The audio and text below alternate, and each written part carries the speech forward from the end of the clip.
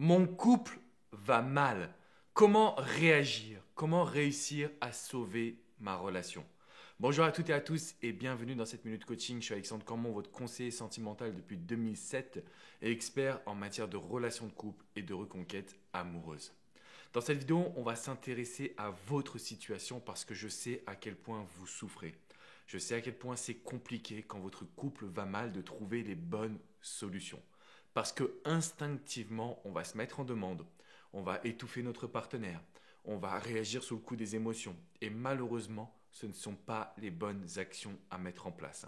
Alors si vous êtes démuni, sans plus attendre, je vais vous livrer mes conseils, mais juste avant, je vous invite à mettre un petit pouce bleu et surtout à vous abonner à cette chaîne YouTube.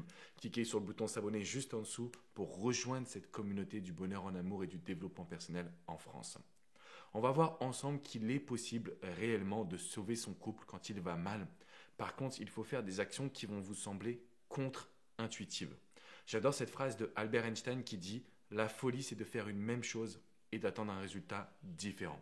Quand on est dans cette attitude, finalement, qu'on va parler de nos sentiments, parler du passé, essayer de raisonner notre partenaire, finalement, on va se heurter à un mur.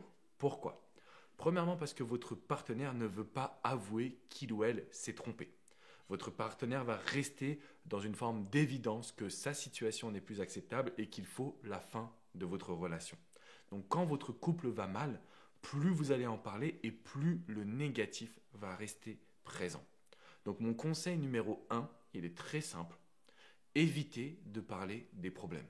Évitez de parler de ce que vous avez compris. Ou alors vous le faites en une seule phrase en disant « J'ai eu un énorme déclic. Aujourd'hui, j'ai compris qu'il fallait croquer la vie à pleines dents, qu'il fallait passer plus de temps ensemble, qu'il fallait entretenir la passion. » Et c'est tout. Une seule et unique phrase. Parce que notre objectif, c'est de mettre plus de positif dans votre couple et non pas de rester concentré sur le négatif. Deuxième conseil que je voulais absolument vous transmettre, c'est que pour sauver un couple, il faut d'abord montrer l'exemple. Montrer l'exemple, ça ne signifie pas, comme j'ai eu le cas hier matin, d'un homme qui m'a dit « Alex, je ne comprends pas, ma femme me laisse la masser, je lui fais des massages des pieds tous les soirs pendant plusieurs heures, mais pourtant elle ne veut pas revenir alors que notre couple allait plutôt bien. » Donc en gros, quand il y a des problèmes, qu'est-ce qu'il faut faire? Et je lui ai expliqué que quand votre couple va mal, si vous faites trop d'actions vers votre partenaire, que ce soit un homme ou une femme, vous allez sembler trop acquis. Et en fait, votre partenaire va commencer à se dire que la relation n'est plus assez excitante, n'est plus assez positive, qu'il n'y a pas suffisamment de challenge d'une certaine façon. Donc bizarrement, le meilleur conseil que je puisse vous transmettre, quand je vous dis de montrer l'exemple, c'est d'avoir une vie personnelle qui soit forte, épanouissante, excitante, positive, où bien évidemment vous allez pouvoir faire aussi l'impasse sur toutes les erreurs que vous avez commises jusqu'à maintenant.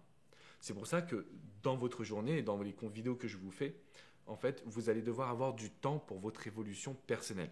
Faire du yoga, faire de la méditation, faire du sport, sortir voir les amis, mettre en place de nouvelles activités. Quand vous mettez tout ça en place, votre partenaire va commencer à ressentir que vous êtes différent ou différente. Donc le couple qui allait mal va être transformé en une nouvelle séduction. Et c'est ça qui est très important. Généralement, on me dit « Alex, je veux sauver mon couple ». Le problème, c'est que votre partenaire va comprendre que ce que vous voulez, c'est rester dans les mêmes problèmes. Alors, je sais que ce n'est pas votre envie principale, mais c'est ce que votre partenaire va comprendre. Donc, il ne faut pas sauver votre couple, il faut relancer une nouvelle séduction. Et ça m'amène au conseil numéro 3. Si votre couple va mal, c'est parce que vous avez délaissé la petite flamme. En fait, au lieu d'entretenir la flamme, vous l'avez laissée de côté en pensant que l'amour allait s'alimenter tout seul. D'une certaine manière, on pense tous que l'amour est suffisant à la bonne relation. Ce n'est pas forcément le cas. Il faut de l'amour, mais il faut également de l'attention, du partage, de la communication. C'est pour ça qu'à partir de maintenant, je vais vous demander de toujours être super positif, de toujours montrer qu'il y a une évolution que vous voyez pour votre futur.